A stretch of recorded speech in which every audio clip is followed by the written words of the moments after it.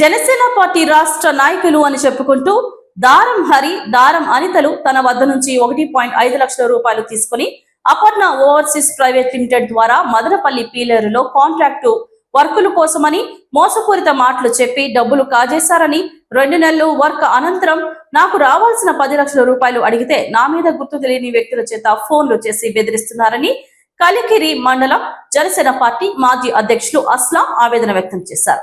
Tirupati press club లో శుక్రవారం జరిగిన మీడియా సమావేశంలో ఆయన మాట్లాడుతూ నాకు రావాల్సిన మొత్తాన్ని చెల్లించమని డిమాండ్ చేస్తే నన్ను ఎటువంటి సమాచారం ఇవ్వకుండా పార్టీ నుంచి సస్పెండ్ చేశామని చెప్పడం జరిగిందన్నారు.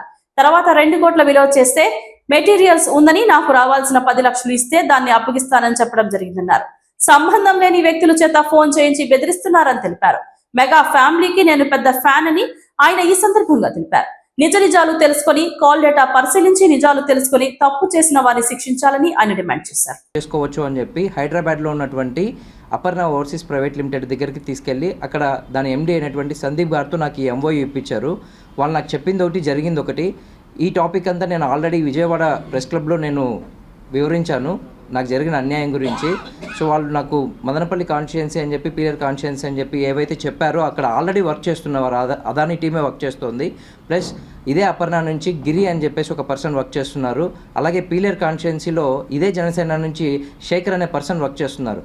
కానీ నాకు వాళ్ళు చెప్పింది ఏంటంటే, నువ్వు ఫ్రెష్గా వర్క్ స్టార్ట్ చేస్తున్నావు, ఎవరు లేరు ఇంతవరకు అని చెప్పి ఇలాంటి తప్పుడు రాంగ్ ఇన్ఫర్మేషన్ నాకు ఇచ్చి అక్కడ ఈ కాంట్రాక్ట్ నువ్వు తీసుకుంటున్నావు, కోట్లు సంపాదించవచ్చు అని చెప్పేసి నా దగ్గర నుంచి దారం హరి, దారం అనిత వీళ్ళిద్దరూ కలిసి 6 లక్షలు డిమాండ్ చేశారు.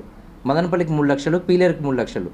అంత నేను ఇవ్వలేను, బిల్స్ పడినప్పుడు నేను ఇస్తానని చెప్పి 1.5 lakh వాళ్ళకి అక్షరాలు ఇవ్వడం జరిగింది. సో అలాగే అపర్ణ ఓవర్సీస్ ప్రైవేట్ లిమిటెడ్ అయినటువంటి సందీప్ గారికి చెక్ రూపంలో 5 లక్షలు ఇవ్వడం జరిగింది. నేను 2 నెలలు వర్క్ చేశాను, డిసెంబర్ నెల, జనవరి నెల వర్క్ చేశాను.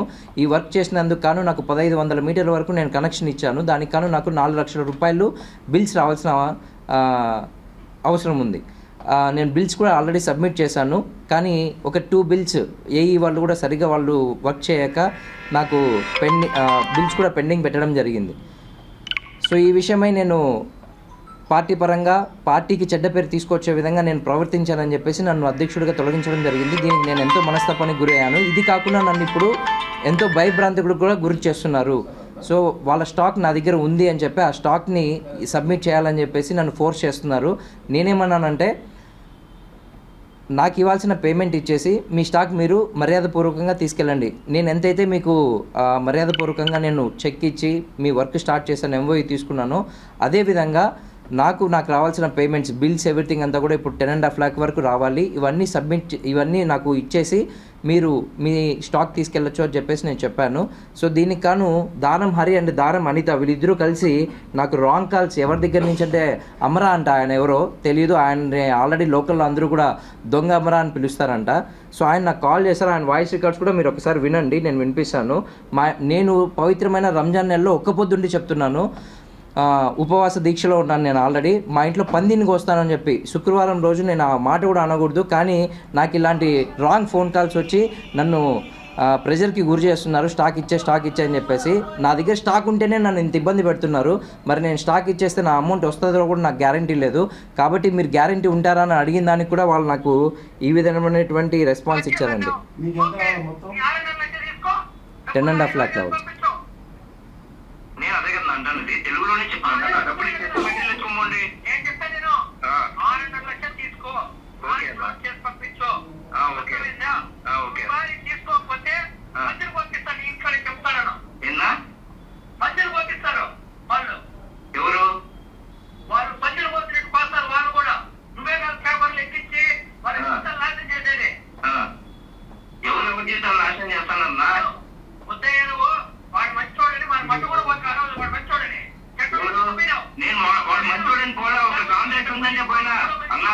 వినండి, నేను వాడు మంచోడని పోలా, కాంట్రాక్ట్ ఉంది అని చెప్పేసి మాట్లాడితే వెళ్ళాం. నువ్వేమైనా మాట్లాడండి, ఫోన్ మీద బొచ్చు ఇచ్చాను మాట్లాడు, మధ్యవర్తిగా మాట్లాడు, మర్యాదగా మాట్లాడు. మంచోడు కాదని చెప్పి ఎందుకు పోయినా. సో ఈ విధంగా నాకు రోజుకి 10 నుంచి 15 మంది అన్నోన్ నెంబర్స్ నుంచి కాల్ చేసి మదనపల్లి పీలేరు అని చెప్పారు సార్.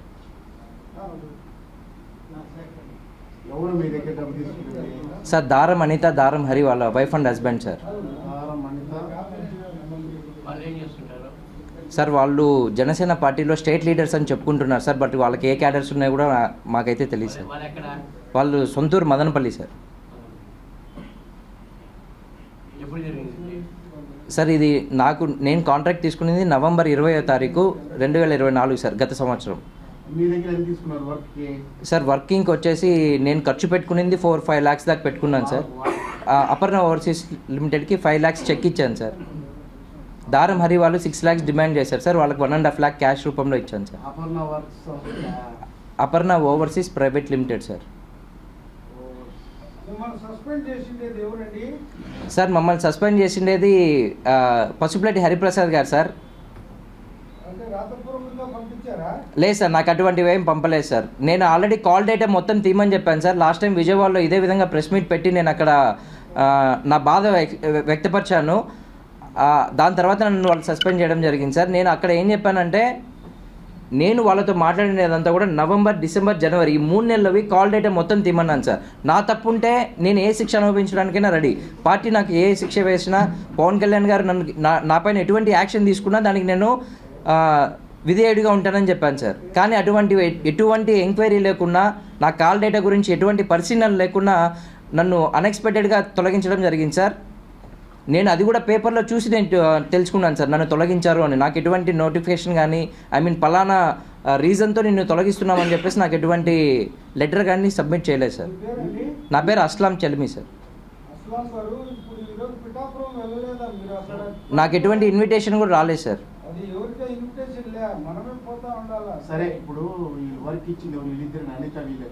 అవును సార్, నాకు కాంట్రాక్ట్ గురించి ఫోన్ చేసి చెప్పింది దారం అనిత అండ్ దారం హరి వాళ్ళే సార్. అవును సార్, 2 months వర్క్ చేశాను సార్.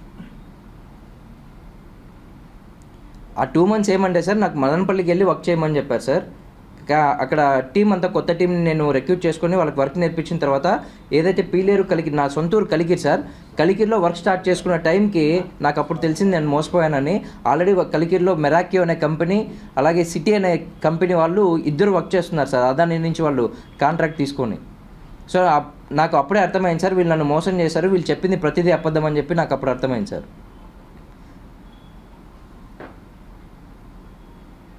ఆ పదవుల నుంచి పూర్తిగా తొలగించాలని నేను మనస్ఫూర్తిగా కోరుకుంటున్నాను.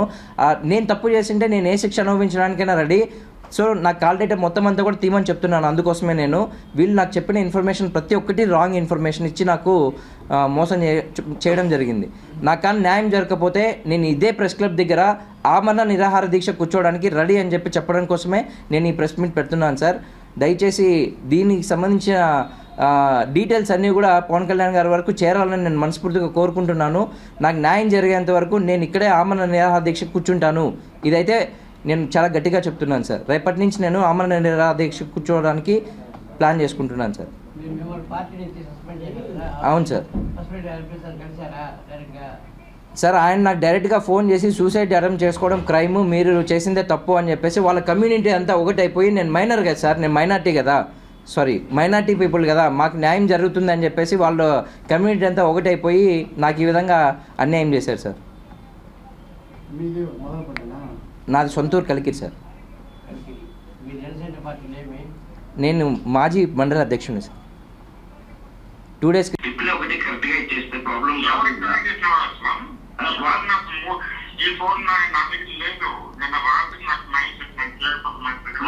ఫోన్ చేస్తున్నా, మేము మెసేజ్ కి రెస్పాండ్ కావట్లేదు, మేము డబ్బులు ఇచ్చి మేము అడుక్కునే పరిస్థితి అయిపోతుంది, ఏంది ఇదంతా అని చెప్పి.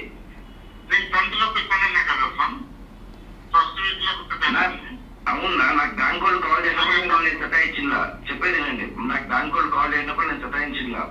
వాళ్ళేం ఉన్నోళ్ళు కాదు, నా డబ్బులు ఉన్నోళ్ళు కాదు, లేనోళ్ళు. మనం వాళ్ళ దగ్గర తీసుకున్నాం, అది తప్పు మందినా తీసుకోకుండా ఉండాల్సిందే. నేను ఎవరి దగ్గర నేను పర్లేను నా మాటలన్నీ, నాకు అనవసరంగా అవన్నీ ఆ మాటలన్నీ. నేను డబ్బులు తీసుకోవాలి కదా,